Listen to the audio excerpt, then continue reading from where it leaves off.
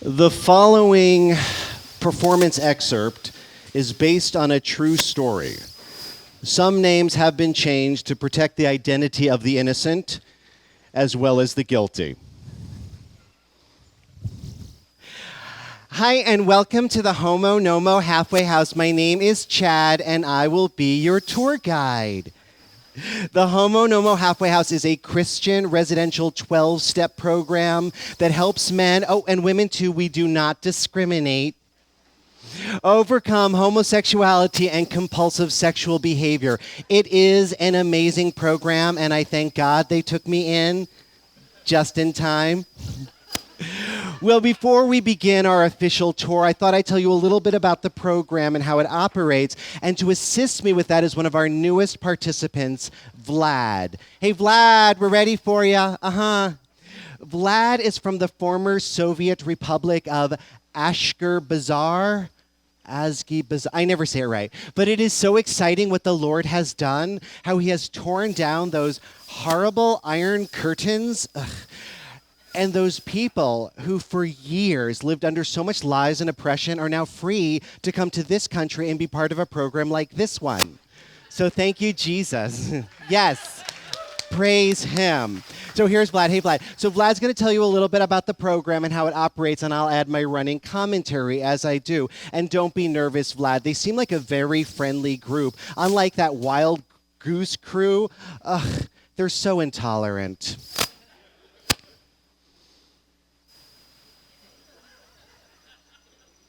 Hello, my name is Vlad. I have been in this Homo Nomo Halfway House for 27 days. Here in Homo Nomo Halfway House, we have 5 phases. We do 12 steps, and there are approximately 275 rules. First, I tell you about phases. When we move from phase to phase, this is called a phase bump. Technically, only the staff is allowed to bump you. Now I tell you about rules. Here in Homo Nomo Halfway House, we have many rules. The rules serve as boundaries, because in our former lives as practicing homosexuals, we had no boundaries. To me, all of the rules, they are important, of course, but probably the most important rule of all is you must fuck us. Oh my gosh, what are you talking about? No, this is true. You say you must fuck us. You fuck us on the issues. You fuck us on the family. You fuck us. Oh my gosh, no, silly, we pronounce that word focus. Sorry, it's just learning. And you need to promise me that from now on, that's how you're going to say it. It's focus. No, this is what I said. Fuck us. Now I tell you about rules. Here in Homo Nomo Halfway House, you cannot exceed more than 15 minutes per day behind a closed bathroom door. They have timers in the bathrooms. You can keep a proper accounting of your activities. While in Homo Nomo Halfway House, you must shave every day. This includes women, too. Women, you must shave here, you must shave here, but you must not touch the upside-down triangle. Ew, inappropriate, and we will talk about it later. And when we shave, we are forbidden to use any aftershave or cologne, and there's a really important reason for that. The sense memory of smell. You see, somebody could be wearing the scent of a former sexual partner, and that could trigger me. Just like that. So let me just say, for my safety and yours, could you please stay in the back of the tour if you're wearing Calvin Klein Obsession? Here in Homo Nomo Halfway House, you cannot go to the movies. You cannot surf internet. You cannot have mobile phone. You cannot listen to music. Well, if they do let us listen to contemporary Christian music. Praise the Lord. While in Homo Nomo Halfway House, you are forbidden to have sexual relations with anyone, including yourself. While in Homo Nomo Halfway House, you must report all FI behavior. FI stands for false image, because in our former lives as practicing homosexuals, we often hid behind masks. Oh my gosh, that's so true, Vlad. We would plaster over our true God-given personalities with these false image masks. Well, take me, for instance. Oh my gosh, before I came into the program, I was so effeminate. No, seriously. No, and I'm not joking. And they have done wonders on me. I think a lot of it has to do with our weekly football clinics. It's really butched me up. Well, there are tons more rules, and I'm sure they're going to pop up as we go through our tour. They always do. But before we go any further, Vlad, I want to give you positive credit because throughout your entire presentation, you held your hands to your side and you maintained good eye contact, which is very healthy masculine behavior. But not for you, ladies. It's a little aggressive coming from you. Okay. Let's give him a little round of applause, shall we? Woo, Vlad. And scene. So, that is based on a true story of 2 years I spent in Memphis, Tennessee at the Love in Action residential conversion therapy program. There was recently a film about this same program called Boy Erased.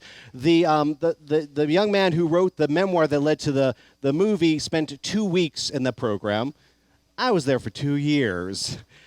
And it was part of an odyssey. It was the last step, actually. I spent 17 years and over $30,000 on 3 continents attempting and utterly failing to de-gay myself. Perhaps the greatest failure of my life. I do comedy about the experience not to make light of it, but to shed light on it. And I wrote a play called Doing Time in the Homo Nomo Halfway House, How I Survived the Ex-Gay Movement. And that's just the opening scene of a 90-minute play. If you like what you saw, there's more you can watch on Amazon Prime. You can see all of Doing Time in the Homo Nomo Halfway House and meet all the various other characters. People have for years been fascinated with the story about me trying to de-gay myself. It's the ultimate makeover in many ways. And they're often wondering, like, well, what did they do to try to cure you? And 17 years is a long time to do something like that, and I experienced lots of different things. But to me, the question that was more important to try to answer is, why did I do it in the first place? And why did I do it for so long? Well, why I did it in the first place, that's not so hard to figure out. I grew up in the 80s. I came of age in the early 80s, and this was the time of the moral majority, a rise of the religious right. It was not a friendly time for gay men or homosexuals, as we were affectionately called by everyone that hated us.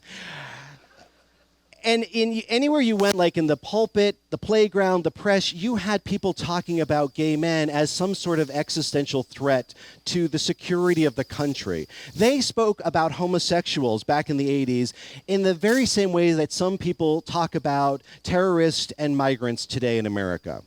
This threat that we need to block off, build up walls, shut down, demonize. So I grew up in all of that. And that's not nice. It's not nice when someone says there's something wrong with you just because of who you were. And if it were just that, perhaps I would have pushed through or wouldn't have stayed in so long. But there was something else mixing in the air that made it difficult. There was a weird disease that broke out at that point that was affecting gay men. It was a weird disease called GRID. How many of you, raise your hand if you ever heard of GRID before? It's the gay-related immune deficiency. They sometimes called it gay cancer as well. They later renamed it to HIV/AIDS. But as a teenager, right outside of New York City, reading the New York papers, I was hearing about this gay disease that they thought at first only attacked gay men. And I thought, okay, let me do the math. I'm not good at math, but let me do the math. Nobody likes gays. You can die from it and go to hell. Well, I'm not going to be gay. I'm American. I can be anything I want to be. I'm not going to be gay. And that's what originally got me on the path. But why did I stay in it for so long? Now, that has been the question that was harder to answer. And I don't think I have it all figured out yet. But one thing I know for sure is, from that early age, as a young Christian, I knew then I wanted to serve. I wanted to serve. I felt a call to ministry. But as a gay guy trying not to be gay, I was disqualified from service. Even though I had gifts and abilities, I was blocked from access. I began to experience what the women had always experienced in the church, the inability to be in that place of worship. I bumped up against what I called the stained glass ceiling. And that's not nice. It's not nice when you have gifts and callings and ability and you're told, nope, you're the wrong type for this space. But for me, it felt particularly terrifying. Because as a white man in America, I was under the impression that any door I knocked on was going to open. I mean, sometimes I may have to knock a little harder. perhaps get a friend to go around the other side and open it up for me. But eventually that damn door was going to open. But suddenly I was faced with the situation that, like, no, this door is shut.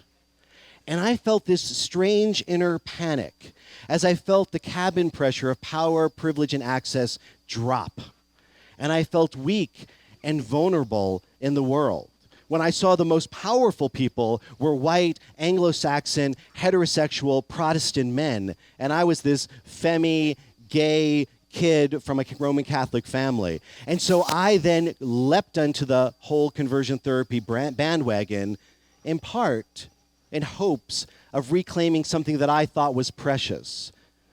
And I'm not proud to admit it, but part of it, I believe, was to recapture that lost precious power and privilege. But now I'm just happy to be a sissy. Because I realized that's where I'm powerful. In Spanish, there's a wonderful expression for gay men in Spain. They ask, ¿con plumas o sin plumas? With feathers or without? And if you get confused, I'm a sissy, but I spell it with a C. It'll sink in it's okay. So that brings us to my next story. That was my first story. Here's another story. I came out gay in Memphis, Tennessee, where I was in this conversion therapy program. Memphis in the house, nice. And so I came out, and I was like a scared little bunny. I don't know about what you think of coming out experiences, but for me, it was like receiving a terminal diagnosis. You've got the gay. It's not going away. You're going to have to learn how to live with it. So I crawled out of the bunker-like closet that I was in, and I began to hang out with other gay men, going to the various Memphis hotspots at the time. I was this shy thing, though, and I just sat and listened. Now, when I came out, I knew I would witness discrimination. I was absolutely certain of that. I just was surprised where I actually saw it happening. Because as I sat with these men, I began to hear the way they talked about women and women's bodies and lesbians in incredibly negative, ugly ways. I didn't expect to hear that. And most of these men were white. And then I heard some pretty overt racism where, men were saying, I would never date a black guy. I would never date a Latino guy. And I thought, is this just because we're in the South? No. I moved back up to Connecticut, same damn thing. I also heard a lot of discrimination or just invalidation of bisexuals, where people either said, oh, they don't exist, it's an urban myth, or they're just confused or greedy. Femme men in particular were also a target that they did not like. In fact, the gay personal ads of the time went something like this: straight acting masculine gay man seeks the same. No femmes, no fats, no drugs. And I'm like, what's a straight acting gay man? Like, do you have a wife and kids at home? Because that's straight. No, it was about gender. They wanted a manly man, a real man. I was like, this sounds very familiar. This sounds a hell of a lot like the conversion therapy program I was in, where they were trying to butch me up. But probably the most violent and negative things I heard these men say were negative things about trans people and non-binary people, and particularly trans women, and especially trans women of color. And it made me sick to my stomach and I felt so angry. And it's not because I have this advanced moral sense of the world. It's just that I felt cheated. I thought, I did not just endure nearly 20 years of church-inspired bigotry and discrimination to land in a rainbow-clad version of the same damn thing. We got to do better than that. And it pissed me off. Well, at this time, I had a platform as a public speaker because I had been doing the conversion therapy play, doing time in the Homo Nomo halfway house, and I had an audience, and I thought, you know what? I'm going to preach to the choir. I'm going to do that. I'm going to teach them a new song. I'm going to learn more myself about trans issues, about non-binary issues, and I thought, under the circumstances, the only thing that makes sense to address this problem is to do theology. Right? It made sense for me because I'm a Bible scholar. And so I went to the Bible and I put on some special lenses, my gender lenses, which look a little like this. And I asked the question, who in the Bible transgresses and transcends gender. Who breaks the rules of gender? Who rises above them? And I was shocked to discover that some of the most important people in the most important Bible stories are gender non-conforming. They do not conform to traditional gender. So much so that I wrote a lecture and a performance piece and a play called Transfigurations, Transgressing Gender in the Bible, which is available in the bookstore. Shameless self-promotion. Thank you. Also in the bookstore is my new comic book, The Amazing Adventures of the Afterbirth of Jesus. It's not for everyone.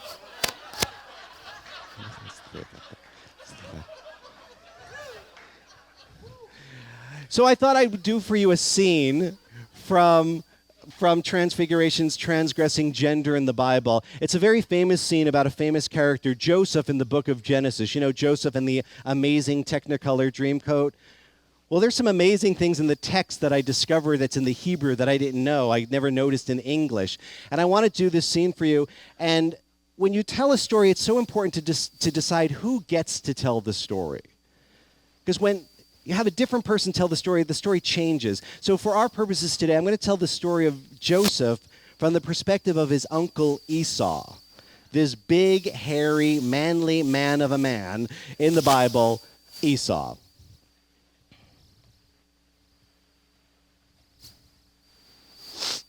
Yeah, I'm Esau. You probably know my brother Jacob, although he went and changed his name to Israel.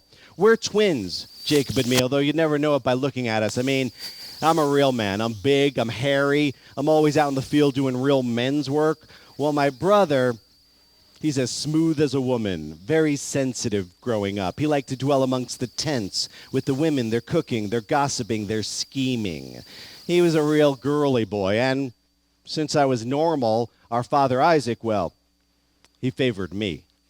Now, don't get me wrong. Although my brother was a girly boy, he liked the women, okay? In fact, he had 2 wives and slept with both their handmaidens. And from those women, he had a pack of children, daughters, sons, strong, strapping young men, all of them, except for one of his youngest, Joseph. This kid, he was trouble from the day he was born, always crying, clinging to his mother, not wanting to go out into the field with the men to do real men's work. And then when he got older, he started to have these dreams, these crazy dreams he told everyone about. Boys are not supposed to dream. One day I pulled my brother aside. I said, you got to do something about this kid. Toughen him up. It's a rough world. They're just going to ride right over him. Does he listen to me? No. Indulges him. Gives him everything he wants, including that robe. Yeah, you wouldn't catch me dead in a robe like that. Too expensive for my taste. A royal garment. The kind of garment a king bestows upon his virgin daughter. It was a princess dress. Oh, yeah. My brother Jacob gave his son Joseph a princess dress. That kid, he put that dress on. He flitted about the compound like he was some kind of butterfly. And I thought, this is not going to end well. Sure enough, one day when the boys were out in the field doing real men's work, Jacob sent Joseph to go check on them. That kid, no sense in his head. He puts on the stupid dress, goes traipsing across the countryside, making fools out of all of us. Well, his brothers, they saw him from a distance. Who could miss him in that getup? And they said, enough of this dreamer. And they rushed him. They threw him to the ground. They beat him black and blue, trying to beat some sense into him. They ripped off the stupid dress, tore it to pieces, defiled it in blood. They came back with the bloody garment and a story about how their brother was attacked by a wild beast. But later they told me what really happened. How they sold him to some traders going off to Egypt. Sold him as a slave. And I thought, it's probably all for the best. I mean, I'm a shepherd. I know you got a weak lamb. You got to take it out. And besides, the kid might do okay for himself there in Egypt land where they go in for the whole girly boy thing. Years go by. I didn't give him a second thought. Who's got time to mourn? Then we had that drought, famine. It comes in cycles. You just got to be man enough to ride it out. But not this time. This time was different. This time it was like the earth was cursed against us. You couldn't scratch life out of the ground. It got so bad, we finally sent the boys to Egypt to get some grain. Not to beg. We begged from no one. So they were brought before some high official of Pharaoh's court. At first, they couldn't tell what it was. A man, a woman, a eunuch with the headdress, the makeup, the flowing robes. Those Egyptians. Turns out it was their very own brother, Joseph. Somehow that girly boy worked his way through the ranks to become second in command of the whole kingdom. Now this was Joseph's chance to get back at his brothers, to get his revenge. An eye for an eye, a tooth for a tooth. You don't let anyone ride over you. But does he? No, not that girly boy. He goes off weeping like a woman. Then he comes back to try to teach his brothers a lesson. Then he forgives them and he reconciles with them. He gives them food. He gives them shelter. He treats them like he's their sister or their mother, not like any man I've ever seen. And in so doing, that girly boy, my nephew, Joseph,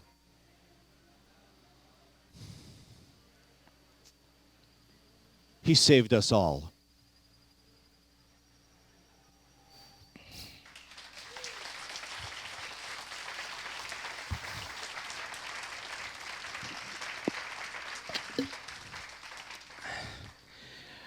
I don't know about you, but whenever I read the story of Joseph and his brothers, I always cry at some point. Usually when he reveals himself. Even in Joseph and the Amazing Technicolor Dreamcoat, it's always like, no. Yep, there it is.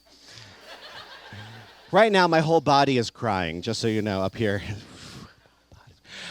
It's a very moving story. It's a very moving narrative, and there's a lot of tension in the story. The tension often comes from the tension over inheritance rights. Who's going to get all the stuff? Usually it's the oldest son, but the oldest son fell out of favor, as did several of the other oldest sons. And so there's some confusion. Who's going to get all the stuff? And then Joseph is born, and he is the apple of his father's eye. He's a special child. He's verbal, linguistic. He is a bit of a brat, and he lords it over his brothers. And then at one point, Jacob does something to separate him even more, gives him a special garment. Now, in English translations, it will sometimes say a coat of many colors, or a robe with long sleeves. But if you look in a study Bible, like the NIV study Bible, for instance, at the bottom there's a note that says the exact meaning of the Hebrew word is unclear. That scholars are not certain exactly what this garment was that Jacob gave Joseph. So if you're a Bible scholar, you think, okay, well, what is the word in Hebrew? Where else does it appear in the text? That could shed light on what the word is. The word is a short phrase, ketonet pasim. Jacob gave Joseph a ketonet pasim. And if you look in the book of Genesis, it only appears there in that story. The story of Joseph, where the father, Jacob, gives the garment, the brothers destroy it and defile it in blood. You say, all right, well, the Hebrew Bible, the Old Testament, is vast. There are many books. Surely ketonet pasim appears somewhere else. But it doesn't. Nowhere in the entire Hebrew Bible except for one other story in 2 Samuel, which is a story of King David. It's actually a story about King David's daughter, Tamar, the princess Tamar. And it's a dreadful story of sexual violence and of rape and what happens in a family and a nation when people do not take that crime seriously. In the palace, David has multiple sexual partners, and there are all these half-brothers and half-sisters all over the palace.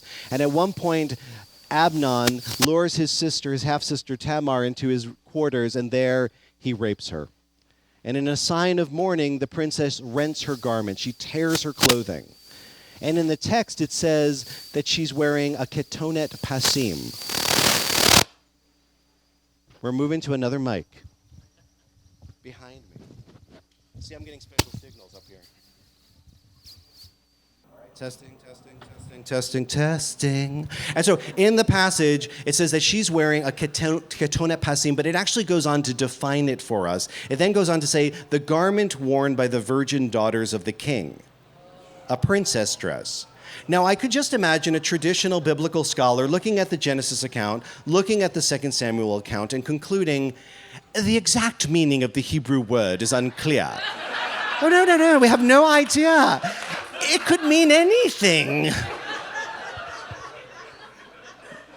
If you have intellectual integrity, you have to admit that one possible interpretation is that Jacob gave his son a female garment. It doesn't have to be the only interpretation or the definitive one, but it needs to be on the table because it's in the text. And if we go with that interpretation for a moment, the story takes on a whole new light. Because the brothers, who already have issues with Joseph, when they see him in public wearing the ketonet pasim, they get irrationally violent. Not only do they do harm to him, but they destroy the garment. And if it was such a fine-ass piece of clothing that they were envious over, they would have probably figured out a way to ditch their brother, and somebody would have gone home wearing the ketonet pasim. But they wanted nothing to do with it. There was something transgressive about it. And there's something punitive in their violence, like, we're going to teach you a lesson. And the violence I see in that story reminds me of violence I'm hearing about in the world today towards gender non-binary people, towards transgender people, towards trans women, particularly towards transgender women of color. How many of you have ever heard of or been to an event called the Transgender Day of Remembrance? It happens normally in November on the 20th or thereabouts. It's not the only day that we gather as communities to recognize trans people, but to me, it is the most sacred day of the year. It is the day when we gather to say the names of all the people who have been murdered in the past 12 months that we know of, who are trans or non-binary. And the list is always so long, and the violence is so extreme. If you see yourself as someone aspiring to be an ally towards LGBTQ people, particularly trans and non-binary, I urge you, mark it on your calendar, find out where the Trans Day of Remembrance is, show up. It will mean a lot. Joseph experiences that level of violence. He survives, and he's shipped off to Egypt, where he is favored by everyone. He's a beautiful man, it says in the text. But then he falls out of favor, and he goes to prison. But even in the all-male prison population, he rises to the top, and he becomes second in command. Then the brothers come. He has the right to crush them. In fact, that's what he was taught, basically. If someone hits you, you hit them back harder unless they come groveling. But he doesn't. He forgives them. He reconciles with them. He tries to teach them a lesson. He acts more like the matriarch of the family, bringing them all together. Not that a man can't do this, but this sort of resolution of violence was not modeled by men up until now. He found a new way to deal with peacemaking.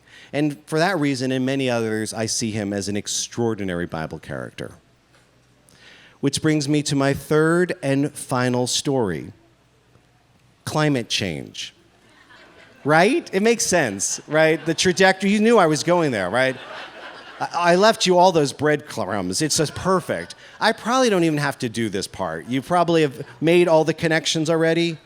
No, maybe.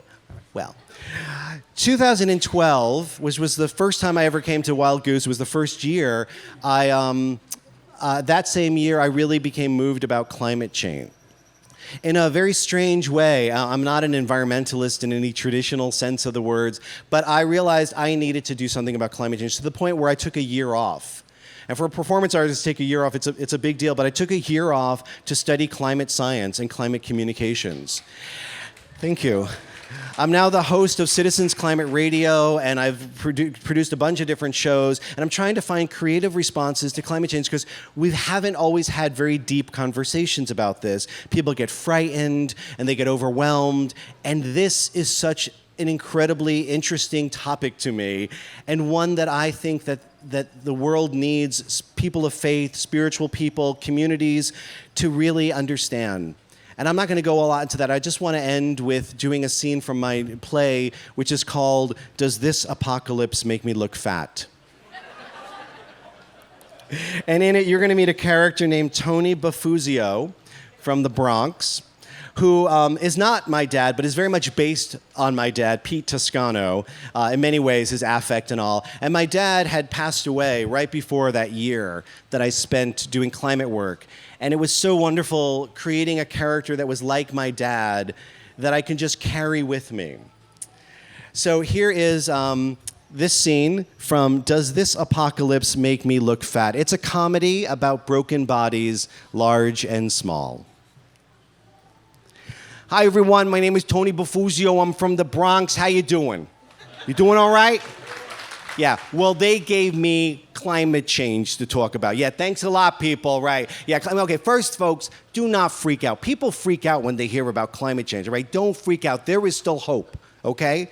There are solutions. People are working hard on solutions right now. Some of you are working on solutions, right? We're not dead in the water yet, okay?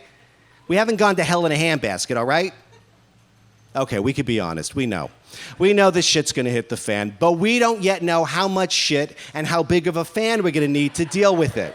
So there's lots of questions, all right? Now, but have you noticed, though, since this whole climate thing's come up, there's been this huge uptick in polar bear imagery in the world, right? And on the internet, it's like polar bear porn and not the good kind. But these photographers, they're amazing, right? They take these photographs, they tell whole stories. You see this polar bear, it's on an ice floe. It looks so sad. It looks so forlorn. It tugs at your heart, right? Like you want to go over and hug it, right? No, you don't want to hug it. It will rip you to shreds. No, they're very dangerous creatures, but still, it's sad that the habitat's shrinking so they can't go off and murder seals like they like to do. So you know what's happening with polar bears now? They're going up on land in Alaska, and they're going into landfills to feed. They're going into people's garbage cans. They become a real nuisance. Yeah, polar bears have become the raccoons of Alaska. Now, I don't like polar bears. They're disgusting and they're dangerous. The second most privileged white mammal on the planet. I don't like them. I don't like them. But the problem is the climate isn't just warming up in the Arctic. It is, and faster, but it's also warming in Central America, where there is this disease, this fungus that's spreading like wildfire, attacking coffee plants. It's called coffee leaf rust. It's a real thing. Look it up. Now, it's going to sound awful, but I think I could live without polar bears. But a world without coffee? Yeah, that is a dystopian future that I can't face. All right, so climate change. Okay, first thing you should know about me, Tony Bufuzio from the Bronx, I am gay, okay? I don't know if you have a problem with that, get over it. I am gay. Actually, that's not even true. I don't know why I say that. I am not gay. I am bi. I'm bisexual, which doesn't mean I'm confused, and it doesn't mean I'm greedy. Well, I am greedy, but not because I'm bi.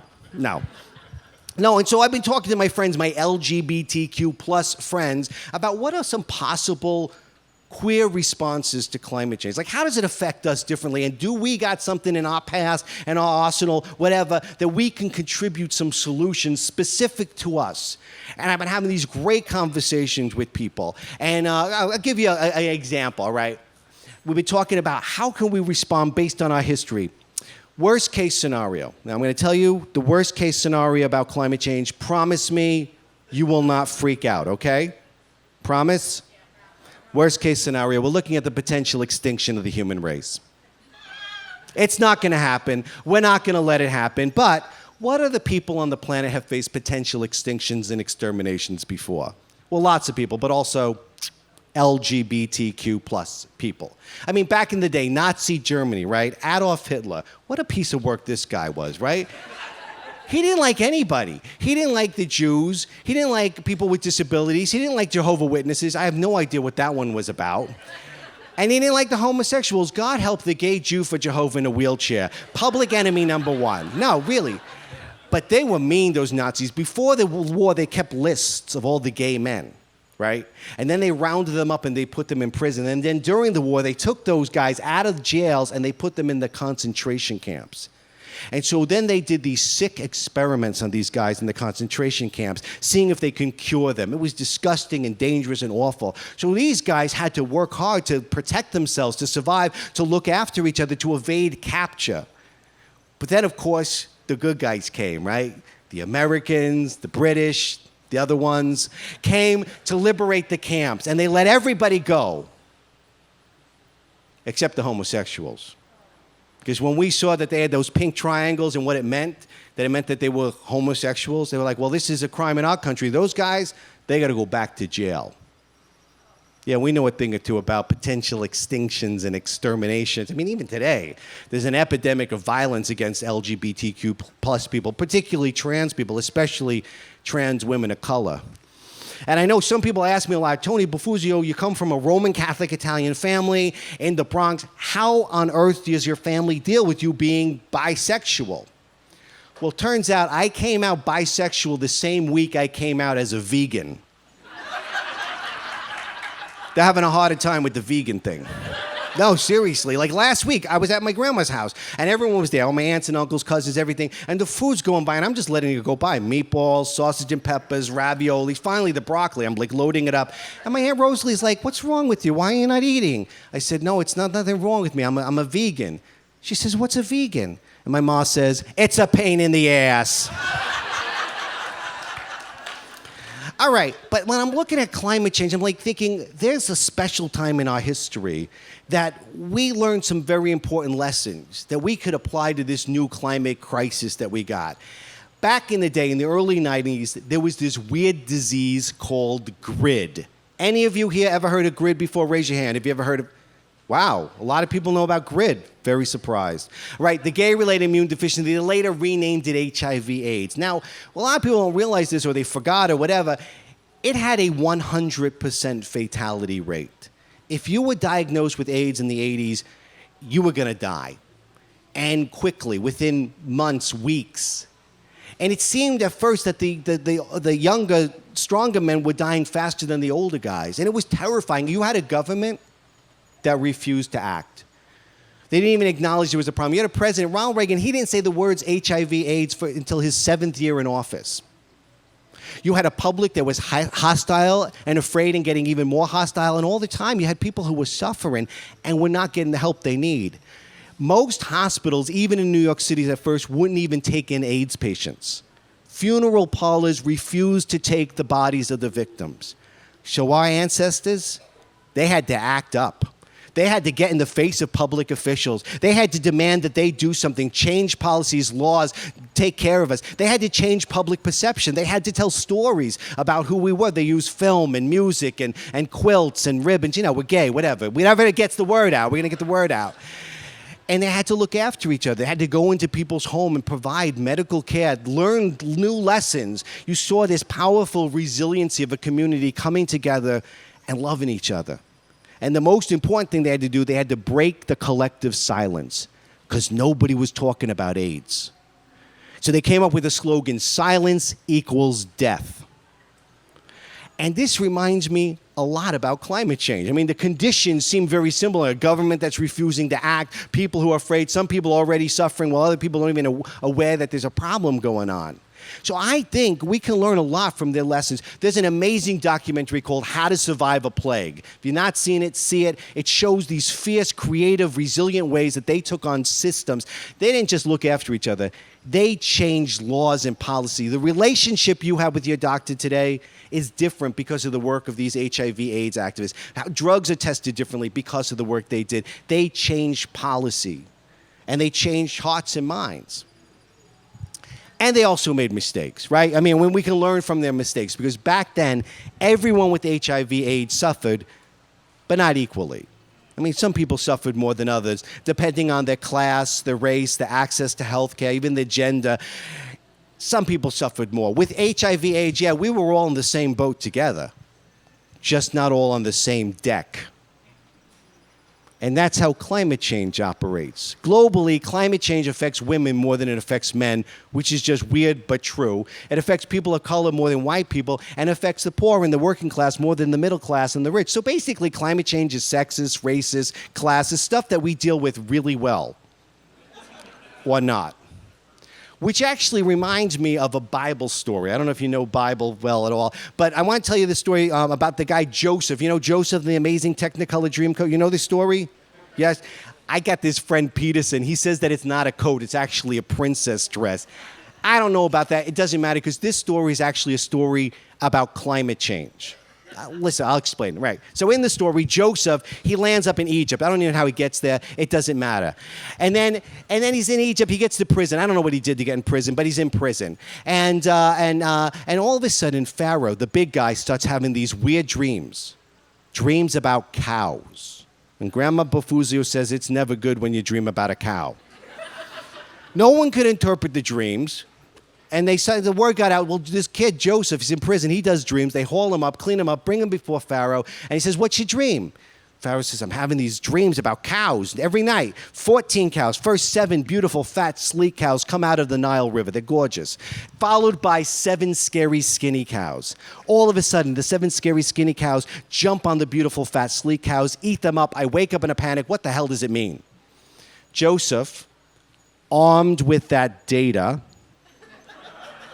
predicts a climate change, a temporary regional climate change. He says those cows, they represent years. You're going to have 7 years of plenty. Those are those fat, beautiful cows. 7 years, anything you plant's going to grow like crazy, followed by 7 years of nothing. Drought, famine, starvation.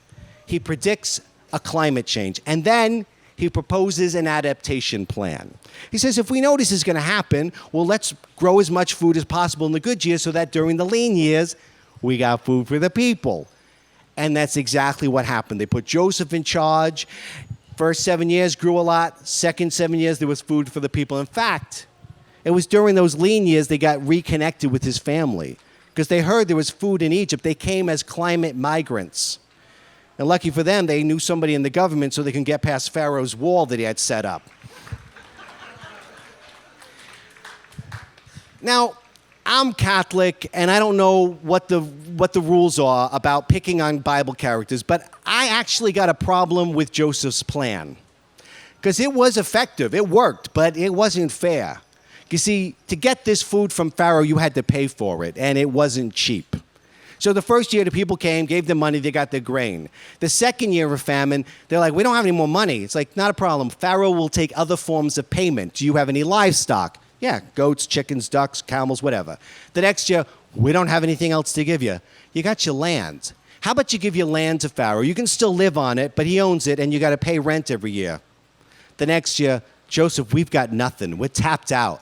You know what? You do got something. You got your children. How about you give your children to Pharaoh? They can serve him in perpetuity. We won't call them slaves because it's not politically correct, but it's all right, kids. Sorry, we got to eat, right? The next year, we've got nothing, Joseph. We're dying. Oh, yeah, you got something. You got your own bodies.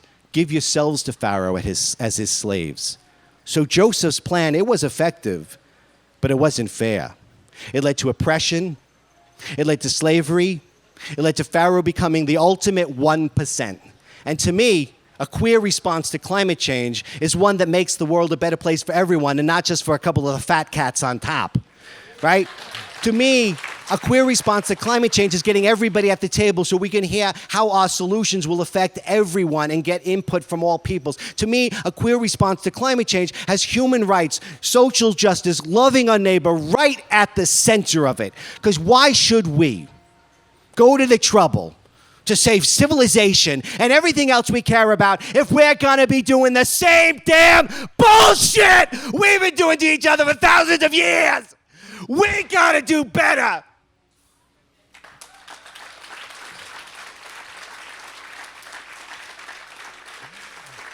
I'm sorry, I get so angry. When I think about this, I get so angry. And it's that I get frustrated, right? I get frustrated because we got people, they're supposed to be so smart, right? They've been to college, and they're running businesses, they're running countries, they're running churches, whatever, and they're sitting on their asses when this thing's happening. And honestly, I'm starting to get a little scared.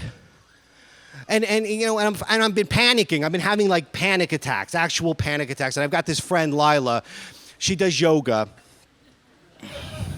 She said, you know, you got to do breathing exercises. So I've been doing these breathing exercises. And, you know, I actually been hyperventilating more than anything else. But I've been doing the breathing exercises, and this weird thing's been happening. As I'm doing these exercises, I start hearing these voices in my head.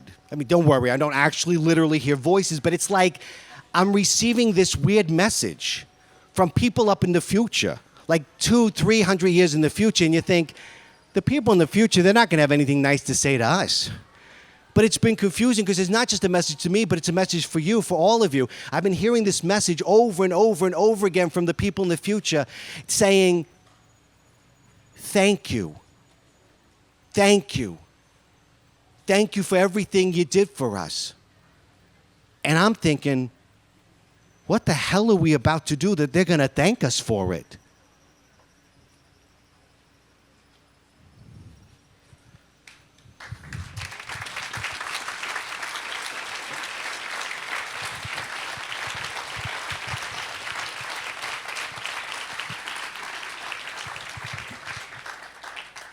So that's the question I want to leave with you, to sit with, to take, to carry away with you from Wild Goose.